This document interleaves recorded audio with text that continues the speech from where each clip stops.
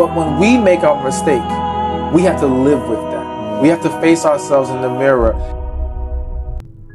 I used to be someone that said, you know what, social media is not the problem, it's people. Social media simply exposes the issue, which I still believe that.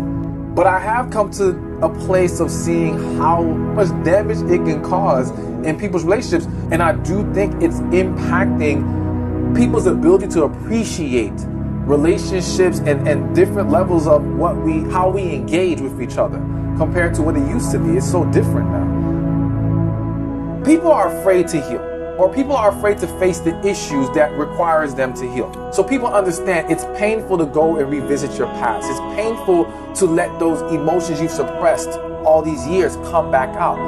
And so now your fear of healing or facing the process of healing is greater than your fear of losing this person. And they think because you're married to them, you're not going anywhere. So for that reason, that's not enough incentive to face their fear of facing their issues.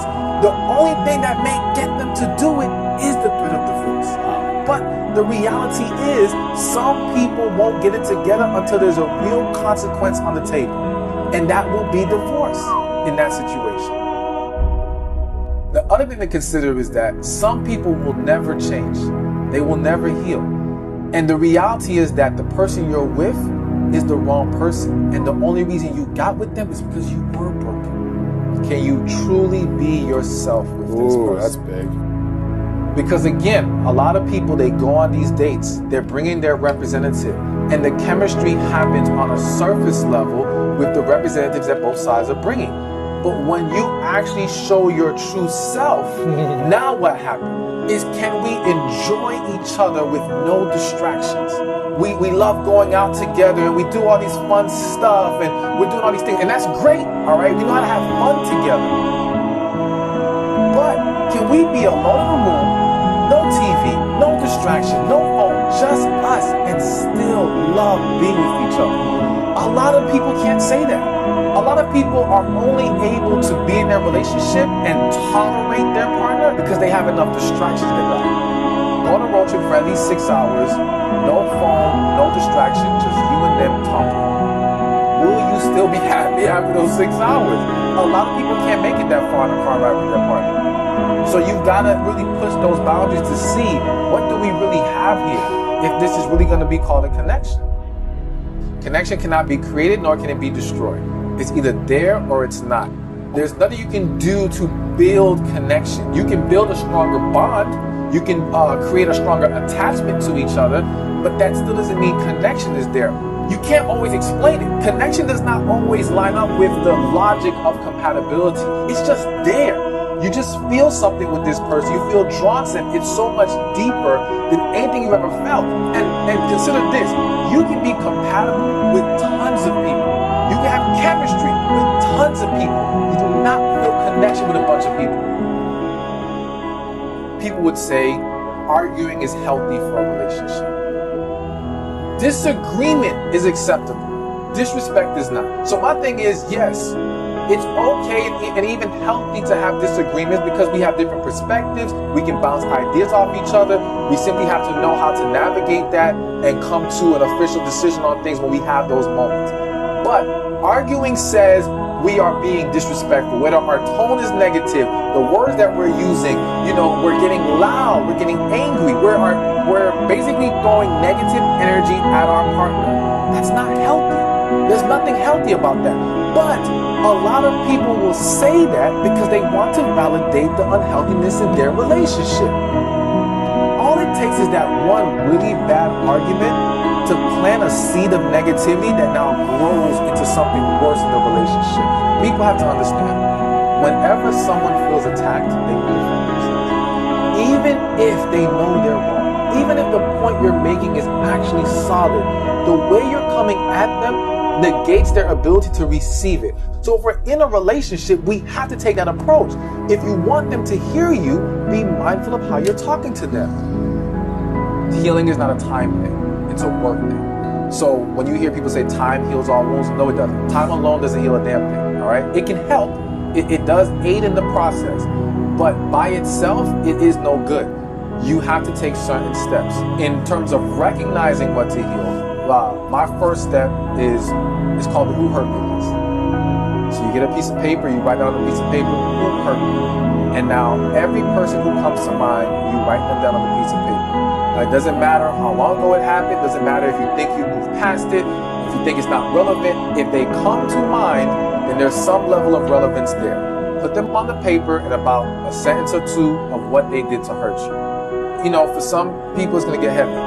It's going to get heavy, and that might cause them to want to pause, take a step back. But I would encourage them, do not walk away from it completely. The first draft is the most important. This is where we're going to have essentially an emotional detox. We got to get everything out. So let's say on the list is your mother. And in that first draft, you're just going to let all your raw emotion out. I don't care if you curse her out.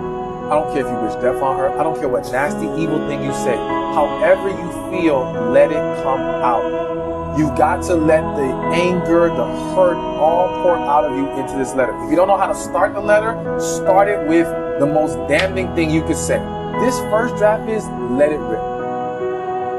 Let it rip, let it out. And I guarantee you, by just doing that first draft, you're going to feel better. You're going to feel a weight come off your shoulders. You're going to feel more peace to you.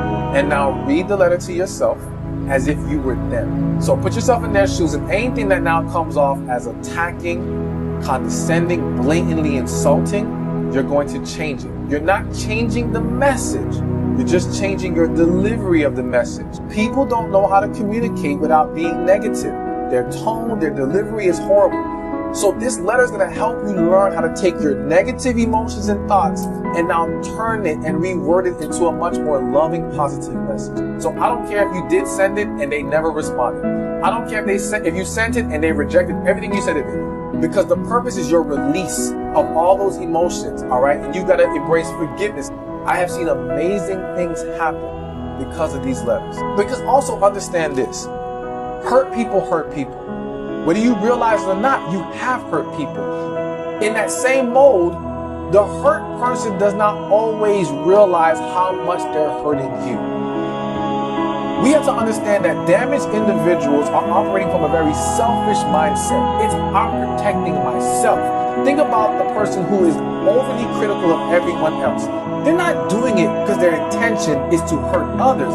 They're doing it because they want to keep the spotlight off of them and to protect themselves from criticism. So I'm going to hit you before you hit me. So a lot of times this letter basically takes the blinders off. And I've seen situations where the offender has broken down in tears after realizing how bad they were being. But they never connected with that previously because their emotions, their feelings blinded them from that. No one says healing is easy, but it's necessary and it's absolutely worth it. And it's a game changer. Forgiveness isn't a snap of the finger thing. You can do all of this.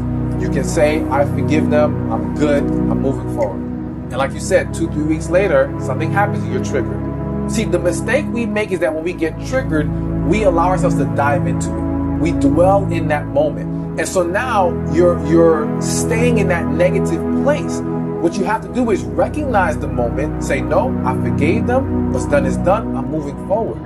And that's it. Learn from them, grow, move forward. I would say forgiving ourselves is harder because we live with ourselves. That person can do that one thing and it can be very hurtful. But we may not see them again. But when we make our mistake, we have to live with that. We have to face ourselves in the mirror. That person may have one offense that we have to forgive them for. But we can end up having several offenses against ourselves. And now it becomes a harder journey for a lot of people to just accept that we're all flawed. And so in life, it's the same thing. Anyone who's successful at life has made mistakes. You're either going to learn from them or you're going to dwell on them. And too many people are dwelling in their mistakes. Because I find that people are so busy trying to analyze the other person and not looking at themselves in the mirror. And so if you are not truly in love with your partner, they're not truly in love with you. True love is a two-way experience, not one way. I think at the end of the day, anyone who's truly in love with someone is at least willing to try to be more vulnerable. So the quicker that we can find ourselves and our purpose and embrace that, the better life we can live, the more we can walk on the path that is for us. And to me, everything else falls into place from there. Peace, happiness, love comes when we find ourselves and when we find our purpose. Holding back in life is no way to live. You can be safe and still be vulnerable. There's nothing better than finding yourself, being it, and not giving a damn what anyone thinks.